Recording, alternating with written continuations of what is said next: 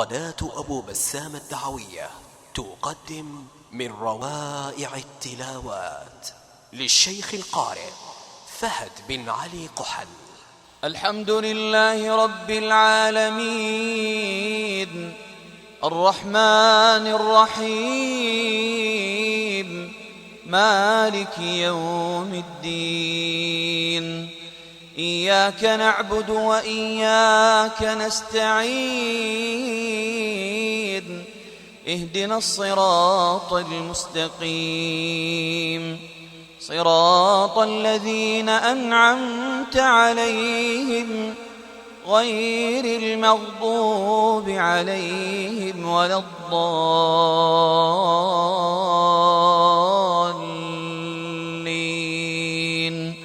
آمين.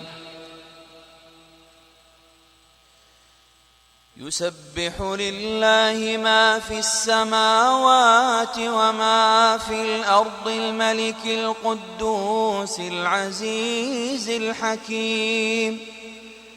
هو الذي بعث في الأميين رسولا منهم يتلو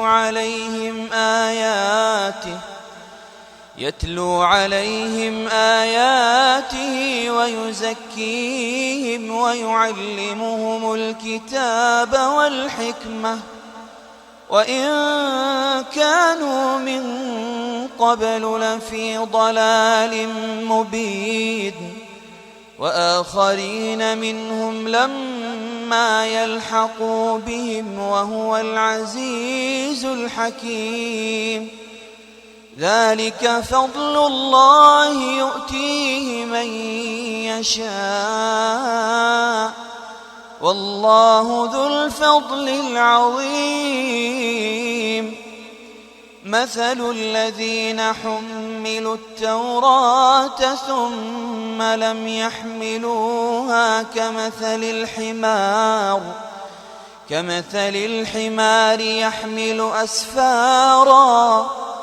بئس مثل القوم الذين كذبوا بآيات الله والله لا يهدي القوم الظالمين.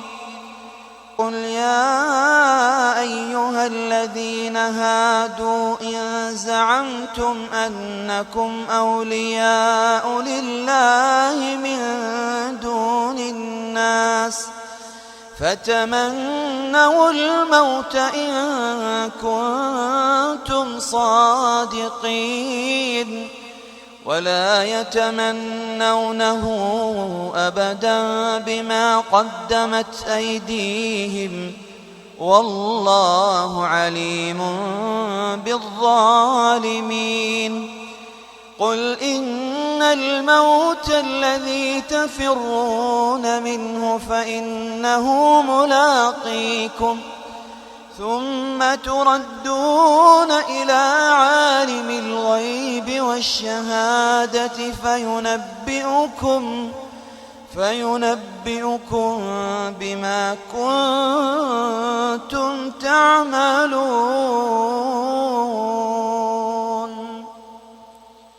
الحمد لله رب العالمين الرحمن الرحيم مالك يوم الدين. إياك نعبد وإياك نستعين. اهدنا الصراط المستقيم صراط الذين أنعمت عليهم غير المغضوب عليهم ولا الضالين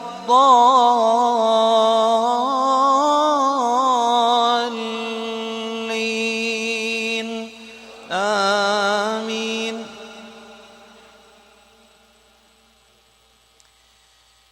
يا أيها الذين آمنوا إذا نودي للصلاة من يوم الجمعة فاسعوا إلى ذكر الله وذروا البيع ذلكم خير لكم إن كنتم تعلمون.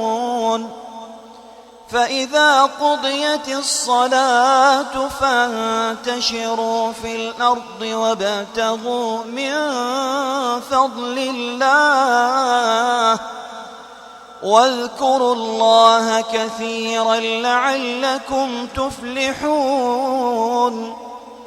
وإذا رأوا تجارة أو لهوا انفضوا إليها وتركوك قائما قل ما عند